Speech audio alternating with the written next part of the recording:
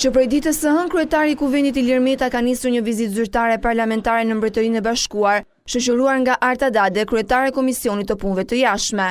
Qëllimi i kësaj vizite zyrtare, sipas njoftimit zyrtar të Kuvendit, është krijimi i grupit të miqësisë me Shqipërinë në Parlamentin Britanik. Grupi homolog në Shqipëri drejtohet nga deputeti Ben Blushi, gjë që mund të konfirmohet edhe nga faqja zyrtare e Kuvendit. Deri më tani, ky grup miqësie nuk ishte konsoliduar dhe pas ngritjes së këtij shqetësimi në mënyrë konstante nga Arta Dade, Kuvendi ka planifikuar këtë vizitë në Londër. Delegacioni shqiptar u mirëprit në Parlamentin Britanik nga zëvendës kryetari i Dhomës së Ulët, si dhe nga Madeleine Moon, kryetare e grupit të sapo krijuar të miqësisë me Shqipërinë, dhe nga Lord Bowness, sekretari i grupit të miqësisë.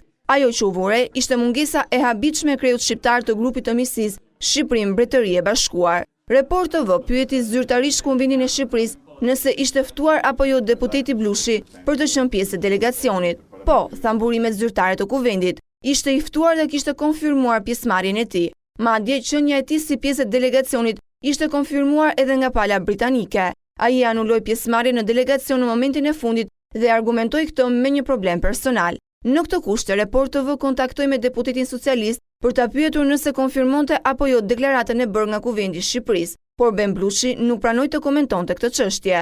Arsye personale jashtëparlamentare apo ndonjë arsye tjetër lidhur me marrëdhëniet e tij me Ilir Metën? Këtë duhet ta sqarojë vetë deputeti. Teksa delegacioni shqiptar është paraqitur me mungesa përballë pritësve londinez, duke mos shkuar ata që në të vërtetë kishin konfirmuar pjesëmarrjen. Kujtojmë se të njëjtën e shkuar në seancën plenare Blushi, duke etiketuar Edi Ramon, preku edhe Ilir Metën.